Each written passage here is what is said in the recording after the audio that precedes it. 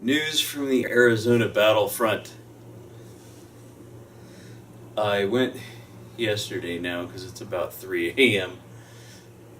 downtown to the state capitol to fly my Betsy Ross flag and my state secession sign. But of course, since it was the 4th of July, Independence Day, the Capitol's closed. It was a complete ghost town, and I saw no other secessionists or libertarians there. There were a couple tourists, and that was it. So, from there, I went and ended up a little later in the day going to the park where the city was having its Independence Day bash, with the fireworks later. And so this flag actually mounts on top of that sign. It's all part of the same flag staff. So I went and walked around with my tri-corner hat and my rebellious flag and stuff, and I made a couple rounds, walked all the way through the park, through all the crowd. I did that twice. Met some very, very awesome people, some veterans who were completely with me, who knew that the stuff is about to hit the fan soon and we've got to be ready. People of all races, were very positive, and some people were interested in what my sign meant, whatever.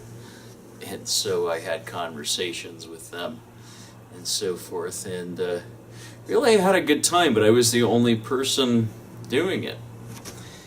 And Adam Kokesh had planned a marched, or an armed march on Washington D.C. and then canceled it last minute. Then it appears he showed up by himself after canceling the march and asked everyone to go to your state capitol.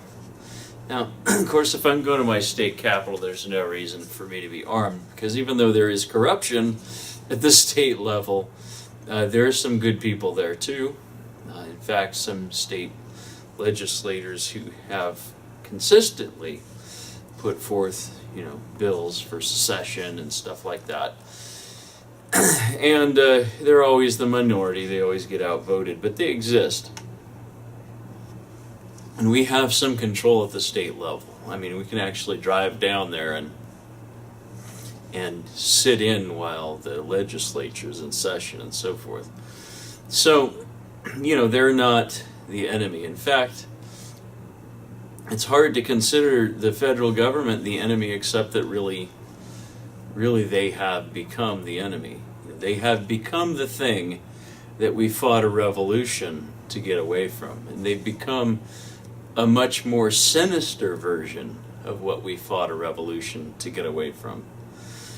And so the first time, back when the southern states wanted to secede, it was really only half the states or whatever. It was only the southern states who wanted to secede, and the rest of the states didn't want to, and so that left a big division, and the bloodiest war in our history. And, of course, the federal government has always, even back then, demonized anybody that it considered its enemies. So in that case, they're like, oh, these southern states are slave owners, which was bad. I mean, anybody in the northern states understood that was the opposite of liberty, that owning slaves is the opposite of what America stands for. So then all those northern states could say, yes, those people are the devil, and so they could all stand together to kill the devil. And so that was kind of the attitude. So if you want to secede, well, first of all, why? Okay, the answer is because we have no recourse left. Those of us who want liberty have been trying generation after generation to either retain liberty or, as time progressed, get liberty back. And we're always outvoted. The majority of voters always want plunder. They want the government to steal from people in the form of taxes and take that money and give it to me, or give it to, whatever. So, pretty much I think Plato was probably one who pointed out that democracy basically is a system where the majority gets to plunder the minority, And so the Republican versus Democrat debate is really who gets to plunder whom, and for, how do we distribute the plunder, among us, and who gets to benefit from plunder. And so those who just want to be free are always outvoted. We're always the minority. We can never outvote the majority who just uses government, the power and the force and the violence of government to give them, free stuff, And so it used to be that we could rely on things like the Supreme Court, the checks and balances to sometimes stand against what the federal government does. But the problem is that lately the Supreme Court is no longer a check or a balance against the federal dictatorship. Instead, they just go right along. The thing is that the 10th Amendment was put in place to make sure that everybody understands the purpose of the Constitution is to limit the federal government to only what the Constitution specifies that it has the power to do. If the Constitution says the federal government has the authority to regulate this or legislate that, then they have the authority. If it doesn't specifically say they have the authority to regulate this or legislate that, they don't have the authority. That's what the 10th Amendment is all about. It says that if it doesn't specify they have that authority, then that authority belongs to the states, and if they don't want it, to the individuals, to the people. So it used to be at some point in history, the Supreme Court apparently understood that if the Constitution doesn't say they can do this, then they can't. I guess they understood that at some point. I don't think they really teach that in law school when you're learning constitutional law. I think they avoid that. But, you take a law like the Obamacare law, which is clearly way outside the boundaries of the authority the Constitution gives the federal government. When that ended up at the Supreme Court goes, well, yeah, it's legal, it's constitutional because it's a tax, and the Constitution says you can tax the people. Wait a minute. Only that little fragment of that law is constitutional. Only the part of the law that's a tax is constitutional. The part of the law that mandates that everybody must have health care is not constitutional. So how does the Supreme Court get away with saying it's constitutional because a little part of the law is legal while the rest of it isn't? They get away with it because nobody, it seems, understands the 10th Amendment. And the 10th Amendment describes exactly what the purpose of the Constitution is. Okay, so the federal government, almost none of the federal laws on the books are legal, according to the 10th Amendment. Those in, say, Arizona or New Hampshire who have some libertarian values and just want to be free, we can't outvote the people in Southern California, the millions and millions of people who live in Southern California, or the millions of people who live in New York City, or the millions of people who live in Chicago. We can't outvote them. They're the majority, we're the minority, we want to be free, they don't, they want socialism. They're birds that were born in captivity, and their cage makes them feel comfortable. And they just want, the government to basically, put the food in the little container and put that in the cage, and put the water in there for them and put that in the cage, and they want the government to do everything so that they don't have to have the responsibility of caring for themselves and their own families.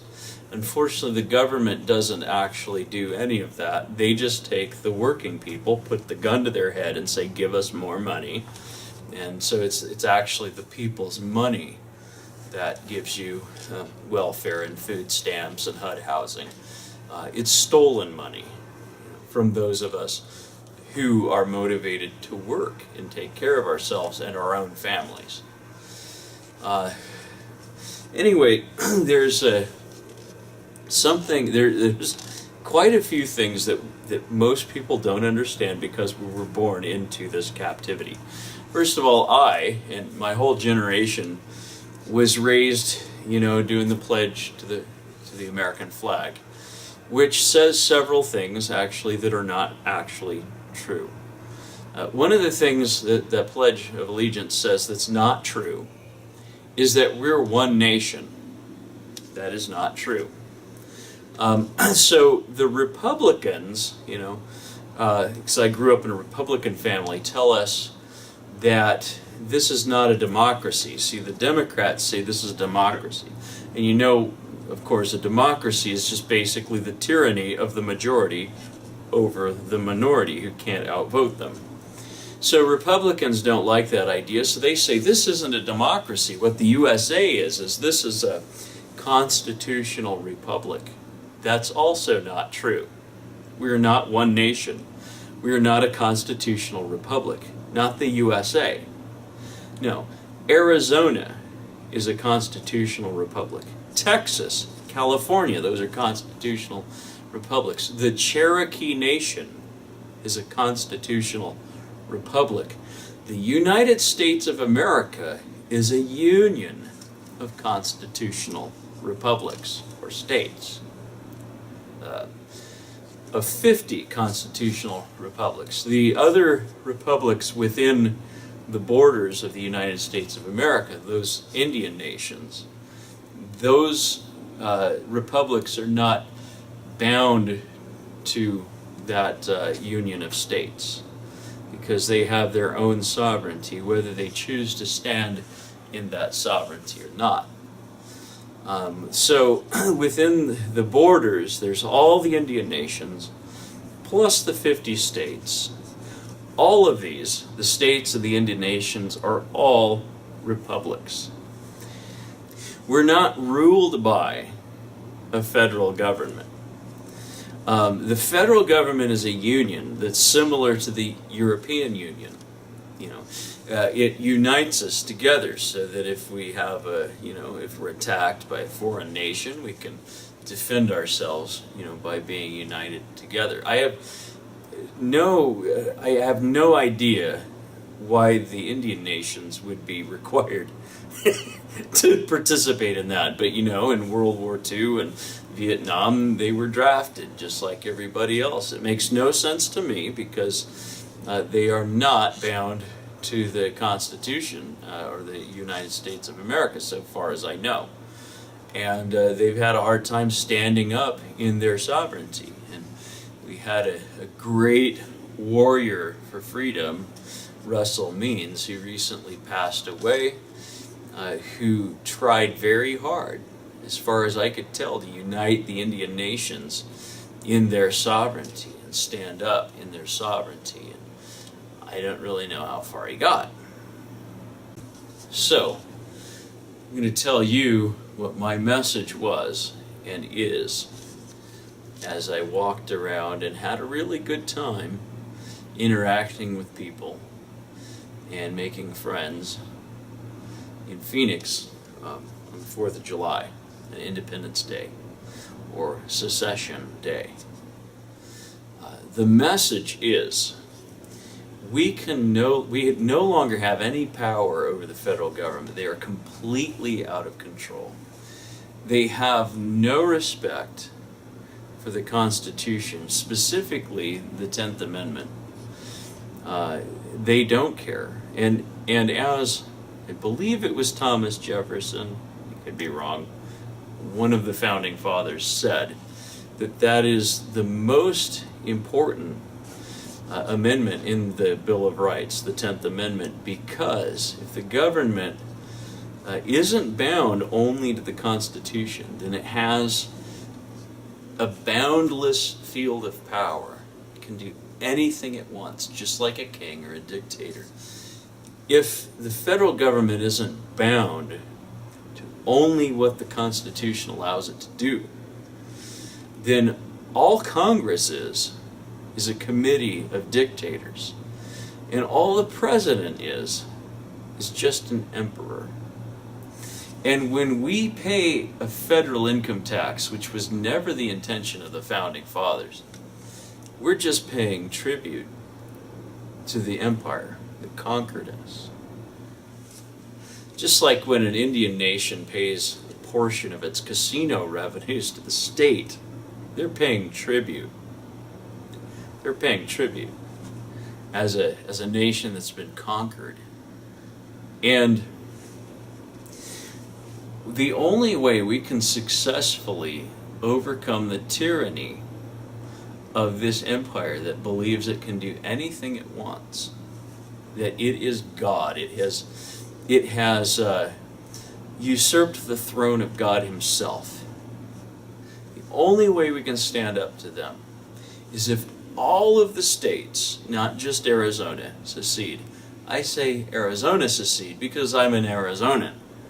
But everybody in all the states need to secede. And we need to stand together with the Indian nations as well, for them to stand in their sovereignty.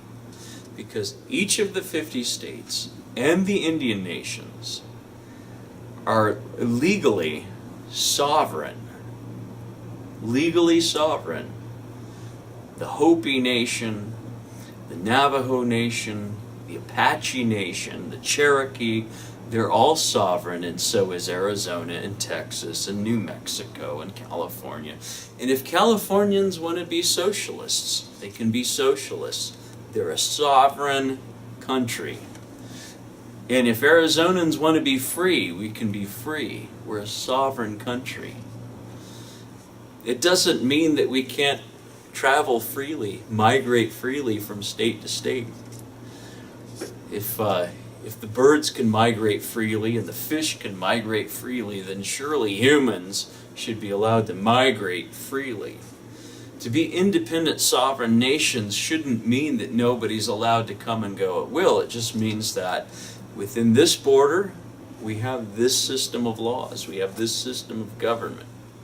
In California, they respect socialism and communism. In Arizona, we respect liberty. When you're here, it's a libertarian state. When you're there, that's a communist, fascist police state. Whatever. If that's what they want, they can have it. They're a sovereign nation. Okay? And the only way we can successfully stand against the tyranny of this federal empire that used to be a really great idea. It was a wonderful dream that our founding fathers had. They wanted a place where people could be free, and it never quite made it. There was always somebody who was not free. You had the slaves who were not free. You had the first peoples, the Indian nations, who were not free, and they were herded and put onto reservations. You know, there's always been issues, and by the time we finally figure out slavery's wrong and oppressing the Indian nations is wrong, then now we're all becoming slaves to the federal government. Now we're all slaves. Now we're all paying tribute. Not just certain people paying tribute. Now all of us are paying tribute to the empire. So it's human nature to constantly try to rule over others and put them down. You know, to always be the big guy who's the boss, rules over others. That's human nature, but that part of human nature is evil. And we have to stand up against it. The only way we can successfully stand up against it is not if we're divided like they were during the Civil War, North versus South. but if we're united. So we can't succeed if we've got a bunch of neo-Nazi skinheads, saying white power. We cannot be successful that way, because then we're divided, race against race. We can't be successful if, we can't respect, for instance, the right of Californians to be socialists if they want. We all have to stand together. You're socialists, we love liberty. Let's stand together and secede from the Union. Division will not help us succeed. It'll just create another, massive slaughter. We cannot succeed if we don't recognize the right of the Indian nations to also be sovereign. We have an obligation to stand with them whenever they're being oppressed, whenever there's an injustice against them. We can't just turn a blind eye. The only way to be successful, to gain our liberty back, is to all stand together and defy the federal tyranny.